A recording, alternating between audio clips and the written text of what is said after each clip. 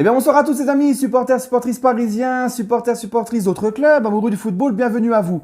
Les amis, moi je suis tout excité, j'aime ce concept. J'aime vraiment ce concept de revisiter l'histoire du club comme ça avec vous, ça me fait vraiment plaisir. Je suis content et on se retrouve donc pour cette troisième vidéo sur les Coupes de France remportées par le PSG avant QSI. On s'était arrêté à la Coupe de France 83, donc on avait vu la Coupe de France 82, 83 et celle-ci 93, d'accord. Donc les gars, là c'est 10 ans plus tard, le PSG qui avait fait coup double en gagnant consécutivement 2 Coupes de France, 82-83, sous l'ère Borelli. Et là c'est par contre 10 ans plus tard, donc le PSG attendra 10 ans pour remporter sa prochaine Coupe de France, sa troisième. Et là c'est une nouvelle ère, c'est l'ère de Nizo, c'est plus l'ère Borelli. Vous allez voir, nouveau coach, des arrivées importantes, tout ça. On a gagné nos 2 premières Coupes de France sous la gouvernance, la présidence de Borelli, qui est un président important et emblématique de notre histoire. Et cette troisième Coupe de France, on la remporte aussi avec la gouvernance et la présidence d'un président important de notre histoire, Michel Denisot, arrivé le 13 mai 91 au Paris Saint-Germain. Arthur Georges, qui lui aussi arrive en 91 au PSG. Arthur Georges qui est un entraîneur de renommée. Lorsqu'il arrive au PSG, Arthur Georges reste sur 3 titres de champion avec Porto, 85, 86, 90. Il gagne la Ligue des Champions 87 avec le FC Porto, ce qu'on appelait à l'époque la Coupe des clubs champions. C'est l'ancêtre de la Ligue des Champions. Une Ligue des Champions 87 donc avec Porto, la fameuse génération Rabat Madjer à Porto, petite dédicace aux Algériens. 1, 2, 3, viva l'Algérie. Et Tahia Djazaïr, voilà. Et il est aussi ancien sélectionneur portugais. Donc voilà, Arthur Georges, les gars, qui est donc sur le banc du Paris Saint-Germain, arrivé aussi en 91, est un personnage, donc ça fait 1 an qu'il est là aussi, et donc est quand même un entraîneur de renommée et d'expérience. C'est pas une pipe qui pose son fessard sur notre banc, d'accord. Cette année-là est l'arrivée, c'est le départ de Joël Batz, qui lui va quitter le club, gardien aussi emblématique de notre histoire. Joël Batz qui prend sa retraite et qui finit coach adjoint de Arthur Georges, donc il reste au club. Gardien aussi important de l'équipe de France, on se rappelle de Joël Batz, Coupe du Monde 86, tout ça. Et puis, là j'en parle parce que j'ai envie de faire un petit clin d'œil à mes abonnés en Afrique, parce que vous êtes beaucoup à me suivre en Afrique et ça me fait vraiment énormément plaisir, ça me touche beaucoup. Et ça me fait plaisir de partager avec vous cette histoire du club. Donc là, c'est juste pour vous faire un petit clin d'œil à mes abonnés en Afrique, notamment aux Camerounais, mais c'est pour tous les Africains, parce que Mboma, c'est quelqu'un qui est connu par toute l'Afrique.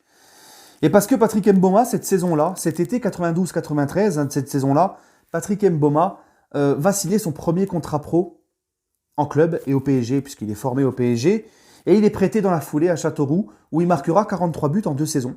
Alors Patrick Mboma, il n'a pas joué dans des grands clubs, d'ailleurs au PSG, ça ne s'est pas très bien passé, mais il a quand même mis pas mal de buts, et notamment, pourquoi j'en parle de lui, parce que pourquoi aussi il est connu chez les Camerounais dans tout le football africain, parce que Mboma, c'est 33 buts avec la sélection du Cameroun.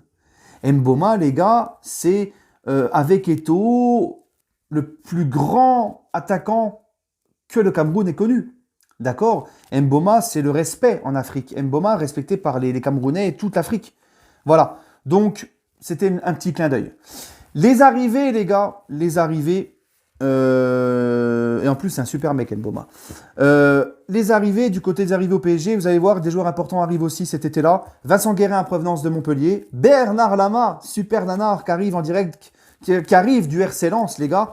Roche, qui arrive de la JO Auxerre, et Wea, Mister Georges. Alors on a recruté Arthur Georges sur le banc 1 an plus tôt, et là c'est Georges Wea qui arrive de l'AS Monaco. Voilà.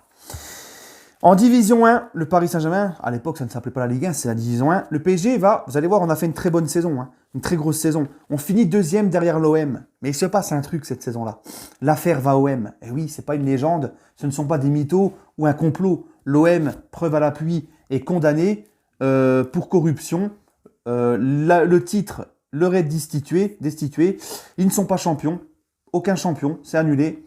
Puisque le PSG a la possibilité de récupérer le titre de l'Olympique de Marseille, mais Denisot ne veut pas, pour pas se mettre à dos, puisqu'il était boss de Canal aussi à l'époque, pour pas se mettre à dos, il était président adjoint de Canal+.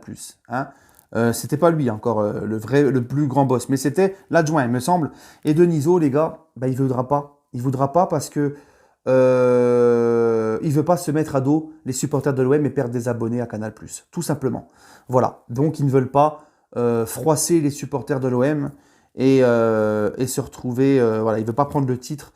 Et moi, ça m'arrange. Je préfère être champion à la légale, légalement, en ayant vraiment été un vrai champion, plutôt que de profiter d'un club qui a été destitué de son titre et vous êtes deuxième, tu prends. Non, ça c'est un titre un peu. Non, je préfère vraiment gagner notre 10e titre de champion à la régulière, moi. Voilà.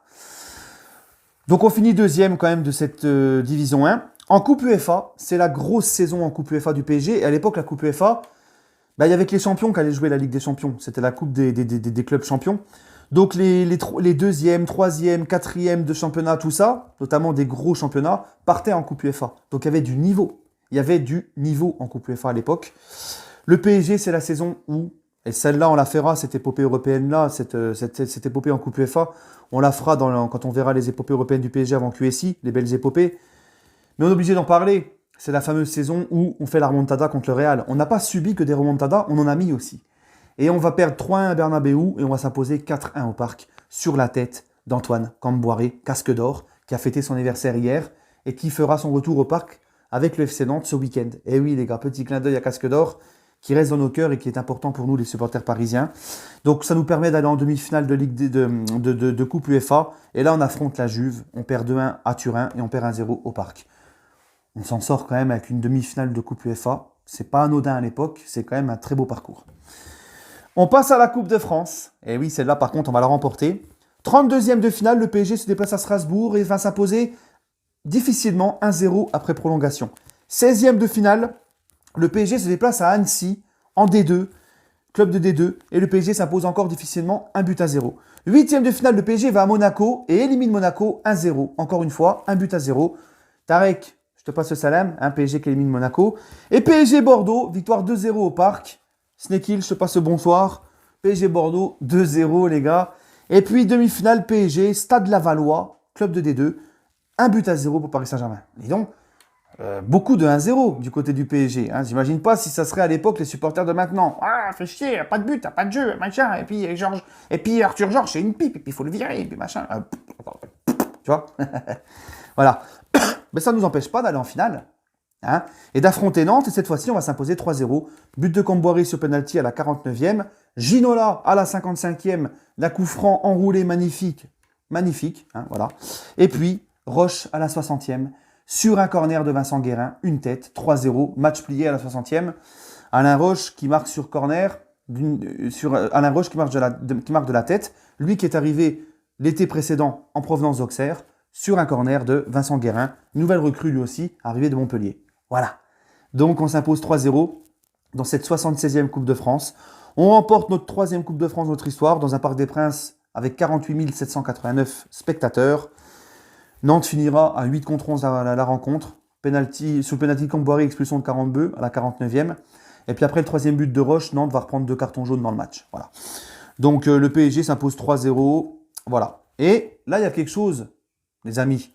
Quelque chose qui m'est venu, qui est frappant dans ce parcours de Coupe de France. Je ne sais pas si vous avez fait attention, mais on gagne cette Coupe de France avec aucun but encaissé.